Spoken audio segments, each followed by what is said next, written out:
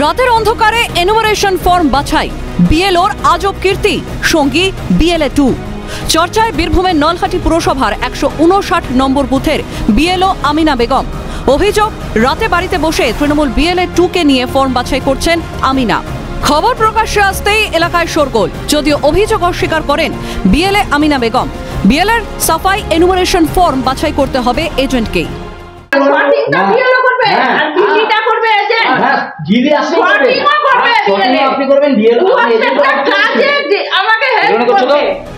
আমিনা বেগমের বাড়ি গিয়ে প্রতিবাদে সরব বিজেপি, বিএলএ 2 এবং অন্যান্য বিজেপি কর্মীরা। পুলিশের কাছেও অভিযোগ দায়ের বিজেপির।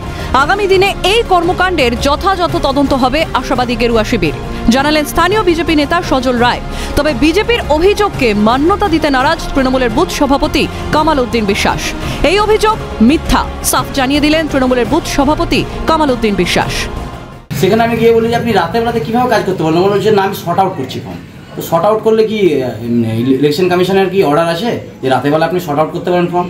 উনি বলেন হ্যাঁ, আমি যখন মন তখন আমি করতে পারি। কি চাইছেন আপনারা? আমরা চাইছি যে বিএলও যিনি আছেন, বিএলএদেরকে নিয়ে, প্রত্যেকটা রাজনৈতিক দলের বিএলএদেরকে নিয়ে এসে যেন সঠিকভাবে তাদেরকে সাথে নিয়ে ফর্মগুলো বিতরণ করে।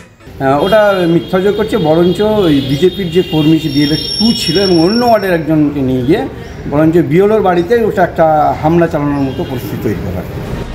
বিএলওর কাজেও পিছু ছাড়ছেন না বিতর্ক। ভোটার তালিকার নিবিড় সংশোধনের কাজে একের পর এক বিভ্রান্তি আর রাজনৈতিক টানাপোড়েন। এখন এই বিবাদ বিতর্ক মিটিয়ে আদৌ সুষ্ঠুভাবে এসআইআর এর সমস্ত প্রক্রিয়া শেষ হয় কিনা সেটাই দেখার বিষয়। ভোলানাথ চক্রবর্তীর রিপোর্ট, ক্যালকাটা নিউজ।